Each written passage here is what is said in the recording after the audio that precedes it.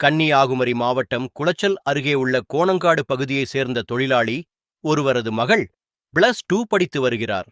இவர் ஒரு வாலிபரை காதலித்து வந்துள்ளார். இதனை அறிந்த தொழிலாளி மகளை கண்டித்தும் தந்தையின் பேச்சை அவர் கேட்கவில்லை.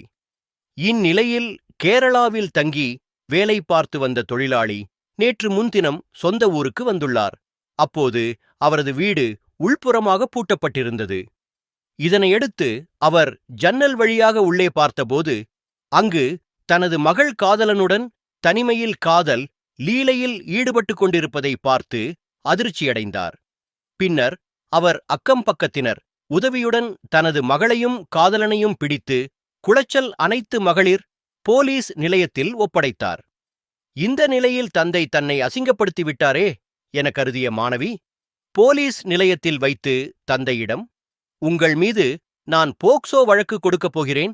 நீங்கள்தான் என்னிடம் தவறாக நடக்க முயற்சித்தீர்கள் என போலீசாரிடம் கூறுவேன்" என மிரட்டல் விடுத்தார். இதை கேட்டு மனமுடைந்த தொழிலாளி என்ன செய்வது என தெரியாமல் திகைத்து நின்றார். இதனால் அவர் புகார் மனு அளிக்க மறுத்துவிட்டு அழுதபடி வீட்டிற்கு திரும்பி சென்றார். இதனால் போலீசார் என்ன செய்வது என்று தெரியாமல் திகைத்து நின்றனர்.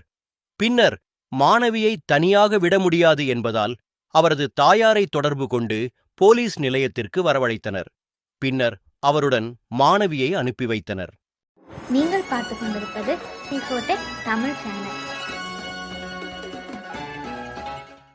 லைக், ஷேர் அண்ட் சப்ஸ்கிரைப் பண்ணுங்க.